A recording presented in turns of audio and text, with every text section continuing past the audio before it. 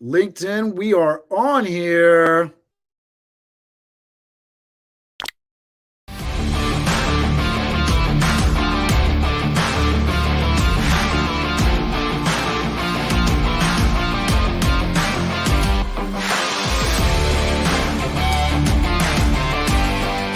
He challenged me. He said, you should meet 2 or 3 people every day. We're talking about how to level up on LinkedIn and engagement, being the go-giver, the idea that being open to opportunity. We all deal with challenges, but how do you overcome them?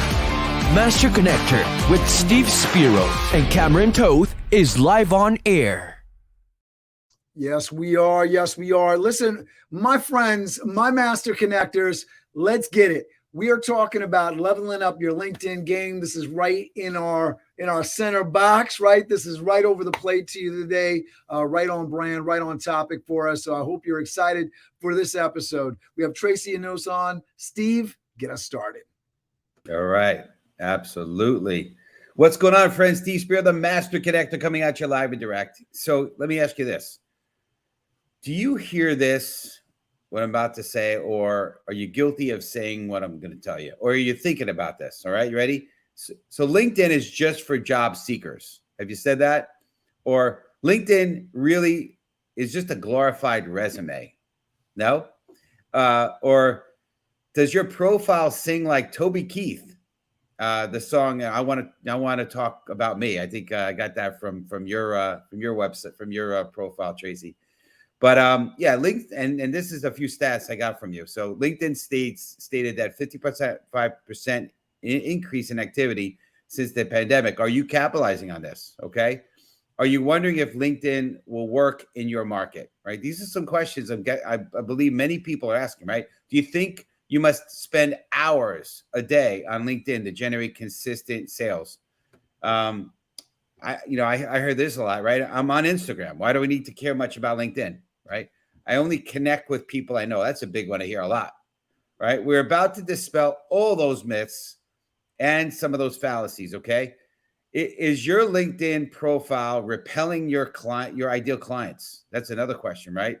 How would you like to have a healthy 6 figures or more organically with LinkedIn? Okay, so this is kind of, I'm gonna setting up some pretty large expectations here. So Tracy, no pressure, but so if you're ready for Cameron to introduce our guest, I want you to type in right now, #bring it. And we're going to have Cameron in his amazing way, as he always does, bring on our guest. So, and if you're watching, which I know you are, make sure you're getting in there. Let us know where you're tuning in from. #bring it right now. I am coming to you live from Valhalla, New York, and Westchester, New York. Steve Spears broadcasting live from Stamford, Connecticut. We're going to introduce the wonderful Tracy Enos. Tracy Enos suffered from severe burns, anxiety, and depression following a freak accident in July 2015. Despite this, she managed to generate $3,000 in coaching fees from her hospital bed, thanks to the foundation she had built before the accident on LinkedIn. Tracy's article was also featured in LinkedIn Pulse, generating 5 figures in coaching fees in October 2016. Tracy's coaching business flourished, and she worked with clients in over 50 industries, from solopreneurs to Fortune 50 companies. And she's an international best-selling author of LinkedIn Publishing to Profits, and her clients have generated millions in new business. Please welcome to the show, the Master Connector Show, the lady that brings the LinkedIn heat, Tracy Enos. Thanks for being with us. Hey, Steve and Cameron. Thank you for having me on today. Let's blow this out of the water. Oh, very cool. All right. And we got Aaron in the comments. Hey, Scott, looking forward to today's show. Love that. Yes, indeed. All right. Thanks for being with us. And make sure you get in there. Don't be a LinkedIn lurker. Be a LinkedIn participator. Steve, get us started. Yeah. Yes, sir. Yeah, for sure. We want you communicating, connecting with each other. We want you to get in there, connect with each other as you're in the comments. Let's get that done. So, yeah, this is going to be a great show, Tracy. We're excited to have you on here, and whoever is blessed to be on the show with us is going to get a lot of great value here. So we want to start to talk about transformation. So I want you to type in #transformation community. Let's do that. And So, obviously in your profile, you went from depression following a freak accident in July of 2015. Can you tell us about that? Because we love hearing stories. Obviously, obviously the story is a great one because it ends up with the amazing Tracy you are today. But tell us about that and maybe and how you overcame those challenges. Yeah, it was a Tuesday morning, as a matter of fact, July 7th, 2015 at 5:30 a.m. And I had a fight with a hot pot of boiling pasta water and a colander, and you can guess who won. It wasn't me. So Wow. I landed in the hospital for 6 days with third-degree burns. No fun. But yes, true story. I did actually sell a $3,000 coaching contract while in a hospital bed, very high on morphine. So Wow. I don't recommend anybody do that.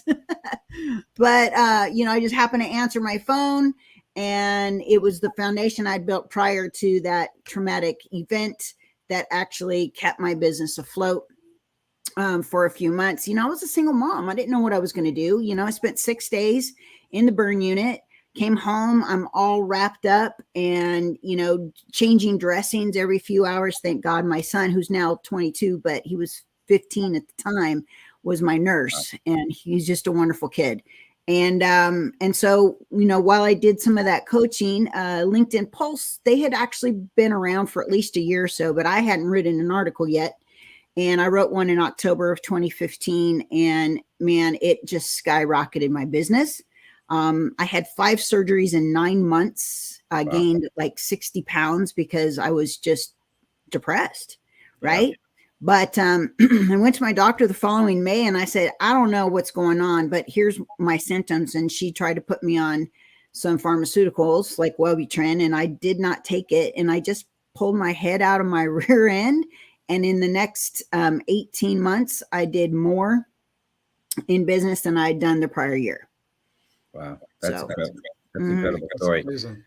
Yeah. We, a big part of one of the 4 pillars of our show is having the grit to overcome obstacles and challenges. Right. And certainly that's an amazing story. And, if anyone that's listening to this is hearing, this message, right, and you're going through stuff, just understand, listen, there's a silver lining, there's something good. I've read the book, Think and Grow Rich many, many times, Master Key to Riches. And Napoleon Hill says, in every adversity, there's a seed of equal or greater benefit. So something good will come of it. You just have to have the faith and just keep going. And I know you're in the thick of it. It's not fun at all, but just know that there is going to be something good come from this, and just have that faith and belief, because wallowing in your challenges is never going to make it better. In fact, what I found is whatever you focus in on, you're going to actually magnify, and it's not going to get you out of it. So I'm glad that you had the foresight to do some stuff while you're in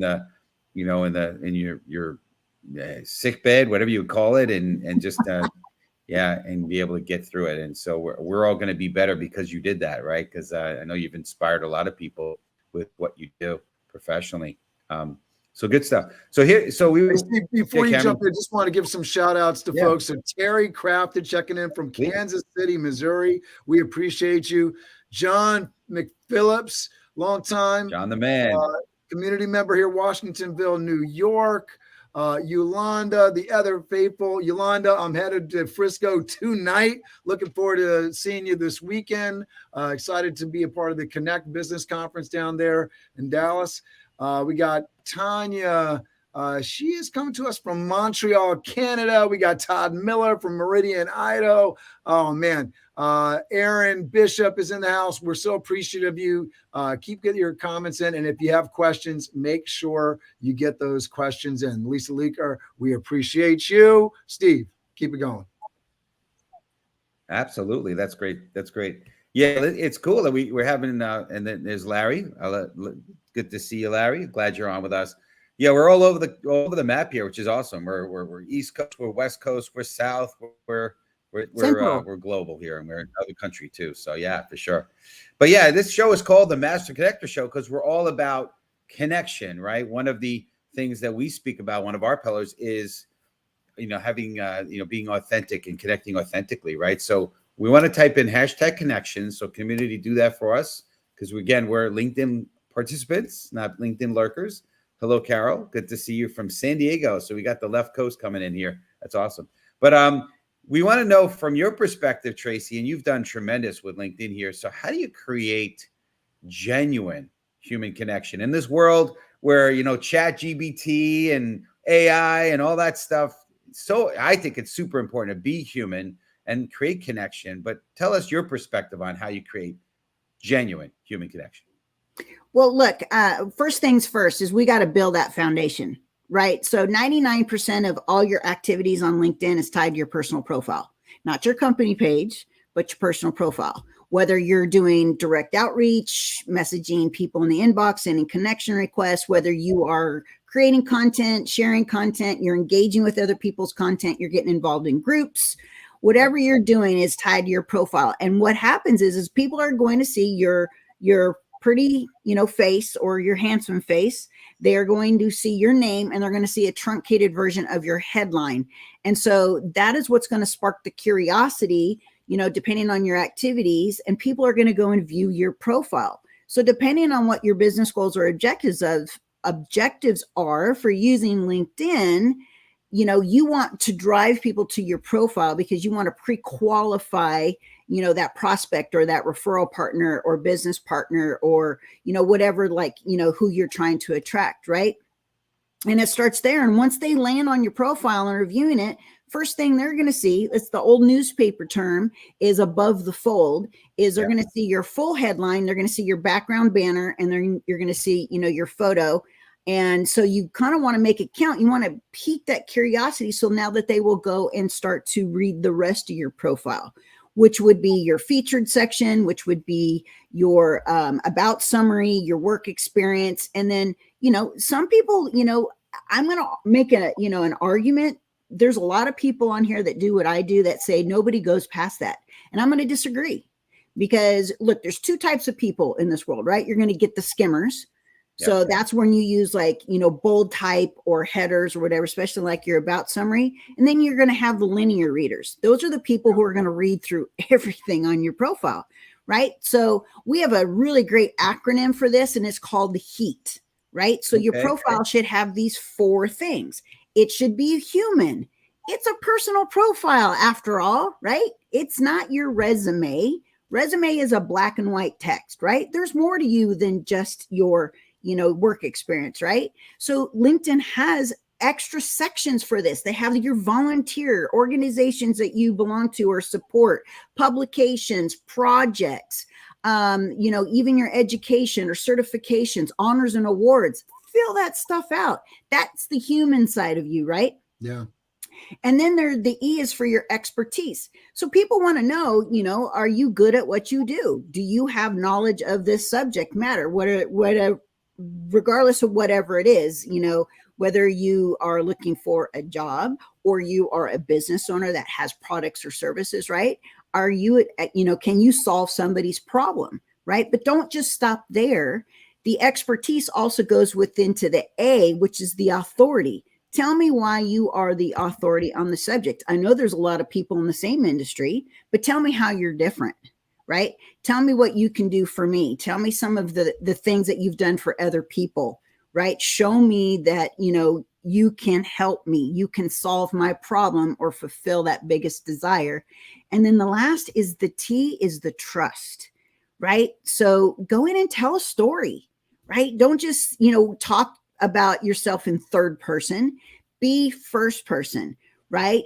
People want to feel like they like you, that they know you, and then they can trust you. Yeah. And obviously this is a lot of times your first touch with somebody, right? So we want to, fill out the profile in a way that we build that trust with somebody. And, let's say, for example, that you're going to go send a connection request. And then, people want to know, why are you connecting with me? Look, people aren't dumb on LinkedIn. They know at the end of the day, you're going to try and sell them something, right? But it starts with building that likability and that trust in order for them to accept the connection request and start a conversation with you. Yeah, and that's where it starts. I love that. I For love that. sure. And I hope some people are going to answer. I put some questions into the comments here. How are people seeing you? Right. What do you want to be known for? How do I know I can trust you? Yep. Right. How do you show up to somebody, right? It's all about perception, right? Yeah. Perception Sure. of, are you good at what you do? Perception is, can you solve my problem? Perception is, can I trust you? And it just starts with the profile. Obviously, that's not the end game right there. I mean, you still have to build big. trust with somebody, and Yeah. that starts with the conversation. It's very big. It's for sure. And you know, I know Cameron and I, we definitely believe in your philosophy, right? And I've had a lot of people that have reached out to me, either A, because they said, you know, hey, I read your about section and I needed to, I definitely wanted to speak with you, right? You know, people reach out to me, you know, they saw Master Connector and they're like, I'm intrigued, I'm curious, I want to speak to you, right? So there's that piece of it for sure. I'm curious, and this is a little off script in terms of questions, but I noticed on your about section, yours is a little bit more businessy, whereas I've had other schools of thought, people say you should be a little bit more personal because, you know, we're talking about that sort of human connection, right? Yours was a little more on terms of things, of ways you've helped clients. Again, I'm not criticizing. I'm just curious. Sure. Your perspective, obviously your perspective is what you did is probably what you believe in. I'm curious on the other school, right? Because Cameron and I both have profiles that do get into a little bit of our business side, but we do talk about some of our backgrounds, you know, me being shy and introverted, him being mugged at 11 years old or whatever age he was, you know, they're trying to steal his bike, you know, things like that. Curious your perspective on the about section and how you kind of craft that and what you think of that. Well, I do have a little bit of a story in my about summary. And it talks about my burns in 2015 and how LinkedIn saved my career, right? You know, so I know who my ideal audience is. So here's my philosophy for the about summary. A little bit about you, showcase the expertise and the authority, right? But I also talk about, like, who is it that I want to work with, right? How do we work with them, right? What do we do and how we're different, and maybe some, you know, results. What can they expect working with us? What are some of the outcomes and the results that they can expect working with you? And that's how I approach my about summary. But that is, I mean, that's not, you know, a finite, you know, thing. I mean, obviously I want to pre-qualify people. That's my goal, right? I want to make sure that I'm working with the right people and I'm not wasting my time getting on Zoom calls with the wrong audience. Right. You know, it's interesting. You know, one of the things that I realized about, you know, when I was, you know, I grew up pretty much in the 70s, 80s, right? And there was sort of a uniform of, if you were cool, you wore certain things, you had certain sneakers. It was almost like this certain way you had to be cool. And today it's like, it's all over the board. In fact, if you're all so uniform, you're not cool anymore, right? So I feel like LinkedIn in a way reflects that, where it's not one thing, but as long as it's different, and long as it's interesting and engaging, I think that's the most important part, right? Not necessarily has to be one thing or the other. Am I correct? Correct. But the one thing I will add to that, Steve, is that my first line is there, you know, talking about me, the Toby Keith song. I want to talk about me, right? We all know that song. So the whole about summary and your whole profile shouldn't just be about you. It really needs to be about who you work with or want to work with, you know, and that, like, you got to sit down and you got to define your goals. Why am I on LinkedIn? Right? Why am I here? Sure. What's my goal for being on LinkedIn? Okay. And then the objectives, right? Your business objectives. And I think your profile should reflect that. So you don't want to just talk about you. Look, have you ever gone to an in-person networking event and you walk up to somebody and you just, you know, you run into that one person and all they do is talk about themselves, you know? Yes. I just want to run away as fast as I can. Right. Yeah.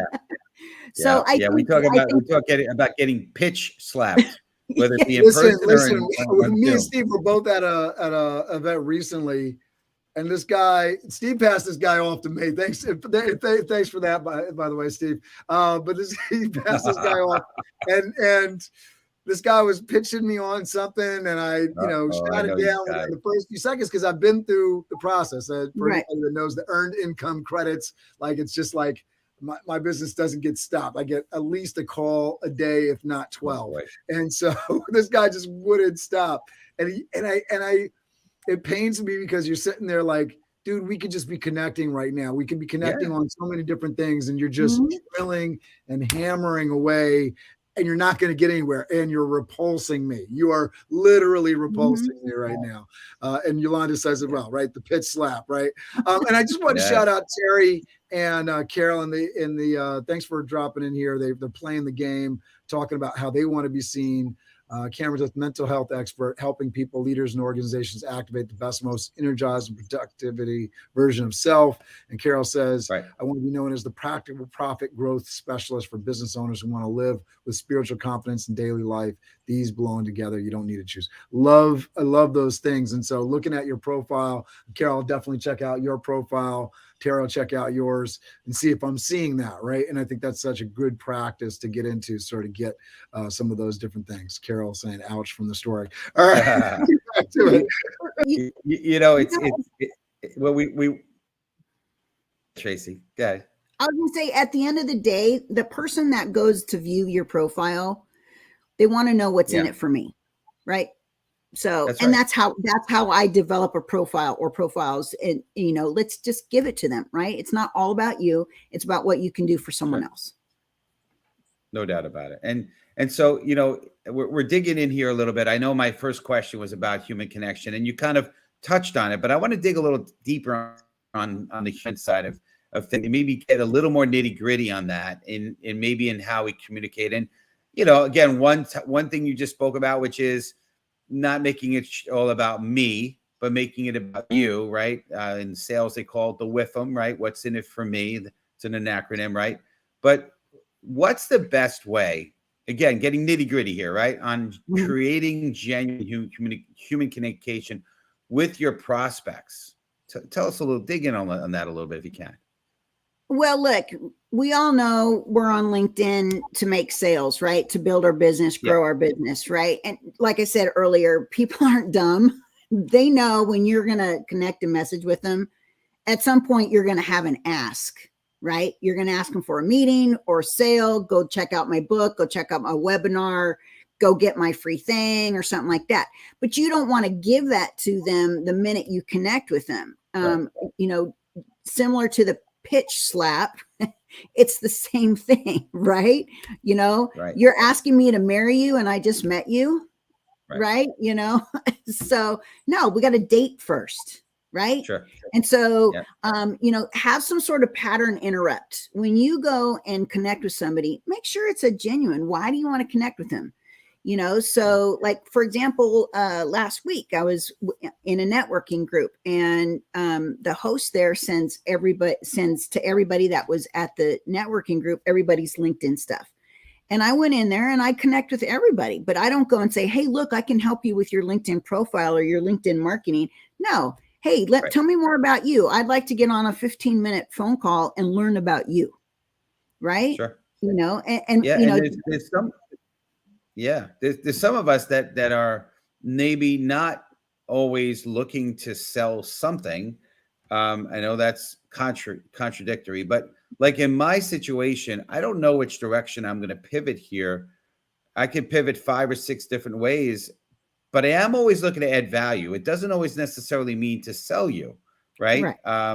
So that's like on a call, and I don't think I ever tried to sell you on anything, right? In fact, the only thing maybe we got into was having you on our show, which it's a mutual beneficial, right? It's not like, I'm not making money off of you being on our show. So yeah, it's so again, I think it's long as you're adding value and you to find what's going to help them and understand them, I think then you're going to start to create that human connection. That's my take on it.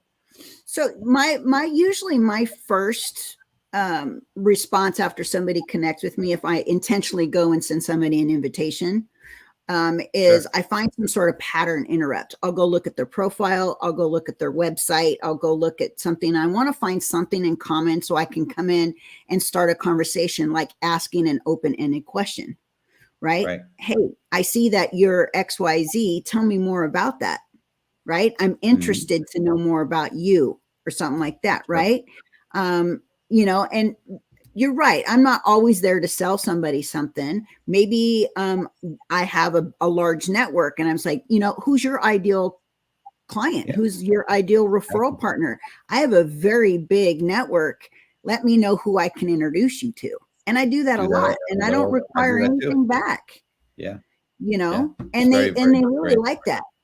You know, I Yeah, like for sure. being the hero for somebody else because I made an introduction and I didn't ask for anything in return. They're going to remember me because of that. For sure. Yeah. So we're starting to get into the next topic, which is on the how, right? And you kind of started to talk about this a little bit. So we're gonna hashtag how when you're ready. Put that in right now. So how do you get people to say, "Wow, I like you, and I want to know more"? Right? What's drawing them in? Okay, and some of that I know we spoke a little bit about, but give us some more on that if you could. Well, I mean, I like you and I want to know more. I just think it's all in the approach, Yeah. right? I mean, if you're sitting there and gosh, I see this happening so often. I don't know if everybody's getting these. I get a lot of them from the folks from overseas, like India and places like that. The virtual assistant services, the LinkedIn lead generation services, or whatever. And all they want to do is they connect with you, and then they pitch and pitch, or they'll send you a free in-mail or a sponsored in-mail, and they don't know you. They don't. I mean, how do you even know I want this stuff or need this stuff? I don't know, right? And you're just pitching somebody. A few years ago, anybody here familiar with Visalis? That was a MLM company. I don't know if they're still around, but they're like a weight loss. They had like protein shakes and things like that. Okay. And I had somebody send me a connection request. They looked like a pretty cool person. And then the first thing they did was try to pitch me on buying their stuff and joining, you know, Visalis. And I said, okay, first of all, I'm offended because how do you know that I need to lose weight? Right. Or even want to lose weight? Right? You've just offended me. So you know what? You just lost opportunity. Sure. Yeah. No. Know you, like, we trust you. That's what. Well, listen, and this applies to so many different things, because you have people that are like sending you emails or messages through LinkedIn saying, "Oh, do you need leads?" They don't even know what your actual need is. They haven't asked, right? They haven't gotten to know you at all. And then, you know, there's two issues with that. One, you may be really just wasting your time, and the other, even if you weren't wasting your time, I have no trust in you. You're not a human being. You're just somebody that's spamming me. So there's no, even if I need the service, I'm not using you. Right. We call that spray and pray. Yeah, that's right. Right. And I don't know about you guys, but yeah, I'm getting a lot of these other ones now. Maybe guys only get it. I don't know. But this young lady from Asia who's trying to, like, I want to get to know you, right? Which the back end of that, so the other flip side of it is they want to get to know you so they could scam you that one, the back end of it, right? You get the text message, "Hey, hello." Yeah, hello. Yeah, that's happening to one of my clients right now. And in fact, I was on another podcast. Host sent me an email and he goes, is anybody else getting this stuff? I said, yeah, I got one of my clients right now, and they're all Asian women, and they're probably not even Asian women on the back end of that. I'm sure they're from like Iran or something. Yeah. So, yeah. Yeah. So yeah, it is. And I go in, and I'm gonna be honest with you, I go into all those and I report it. I report it to that's LinkedIn. smart. Instead of just deleting it, I go and report it. I'm tired of this stuff. But the worst offenders are, they're still doing it. Look, I've done this too. I did the spray and pray method like 10 years ago, doing the mass connection requests, the mass messages, used automation tools, which, by the way, LinkedIn frowns upon, and it's, they don't like it. They'll shut you down. I do use some automation. I'm going to be honest with you, very sparingly. I use a tool called Duck Soup. I just use their pro version, and I only use it when I want to send a segment of my first connections a message. right? Okay. And I don't Okay. want to do 200 of them in one day. So the software does it for me, And so, and then there will be some people going, are you using automation? Uh-huh. Yep. But I'm here on the back end. When you respond, everything's manually done at that point, right? Depending on the response. I just didn't want to sit there and hit copy and paste and put your name in there. Well, I think there's something valid to, back in the days, if we wanted to do a mailing campaign, you're not going to sit out there and write out, 300 custom letters, but you need to communicate with your audience. And I think we're going back to that because, people aren't paying attention to Twitter, right? Because that was the idea behind, I'm going to send a message and everybody's going to read it. Well, that's not the way it works, right? And so getting somewhat personalized, it's coming to you, but it's a message that I really want to get across to you. I have a promotion, I have something of value to offer, and then having that follow-up that's personal, I think is a big deal. Carol says, I have gotten traction by sharing the messages of others with a short comment on the value I found. Is that a valid approach? Yeah. You know what? When you, if I'm understanding her comment correctly, if you are sharing somebody else's value and like, let's say your ideal audience, that's, something that was important to them.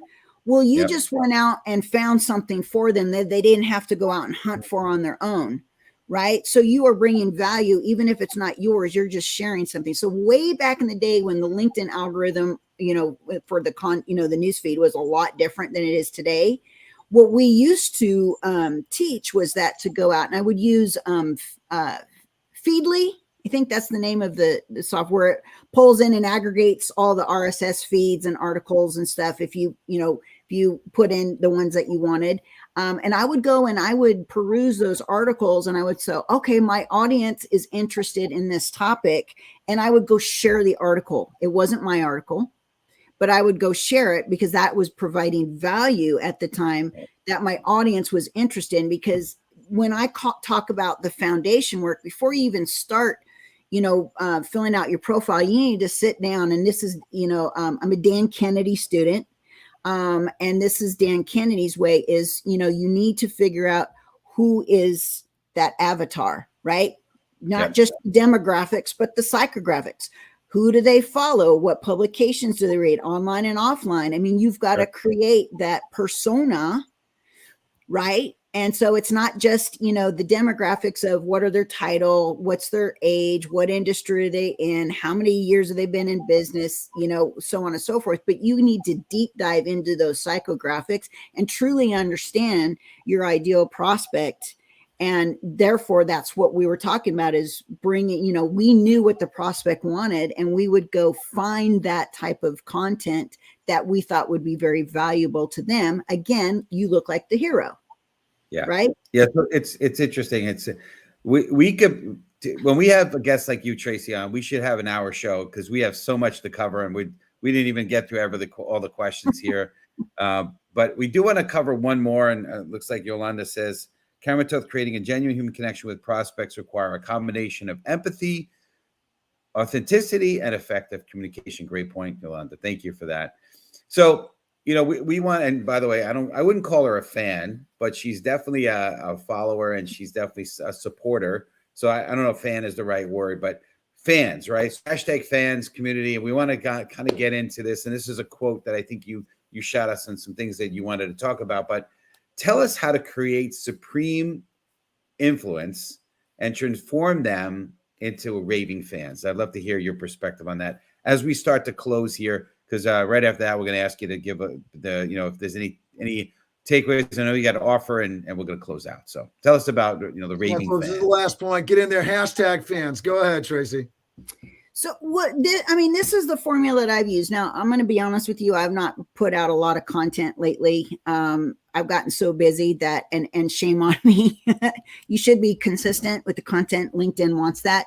But I create raving fans in more than just one way. First of all, it starts with the profile. The second of all is getting into their inbox and being genuinely interested about them. Yep. Right.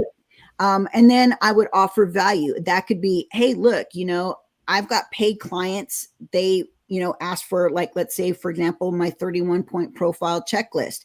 my clients only get that when they pay for coaching or whatnot. Well, I give that away, right? You know, so I create a raving fan by giving them something that's very valuable that only my paying clients normally get or receive, right? Yeah. And then I create content, but not content just when I was, you know, a little more consistent. I wasn't just creating content around my products or services. I was allowing them to get into my life a little bit, right? I would have photos of my family, some of the accolades of my sons. I would, you know, let them know the human side of me, right? Sure. People That's start human to again, like you more when you should, you know, I'm not, but I don't mean like I'm at a restaurant and taking a photo of my dinner, you know, not like that, but like, you know, like my son, you know, a year or so ago, he graduated high school, and I had a great photo with the two of us. And I shared with them about what he was going to do, you know, after, you know, he graduated. And people like to see that they think that they really, you know, are getting to know you, and then they like you, and then they're more likely to raise their hand and say, I want the thing that you're selling, because they already like you and you've created a fan.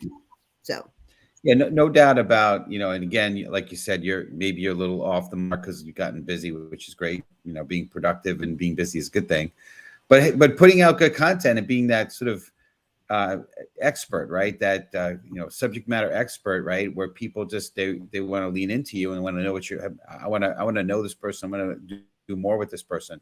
That's definitely what I found to be very, very effective for creating people that want to, in a sense, be a fan, right? I think that's not the best word, right? Because it sounds, you know, fan comes from the word fanatical, right? But just somebody who really wants to be your big supporter, right? That's what we see here. So I know you have an offer, and I think you just alluded to it, right? So there's I think the ultimate profile checklist, right? That's so there's a free offer that Tracy's giving, and I know Cameron's going to put I'm sure knowing him, he's going to put the link up there.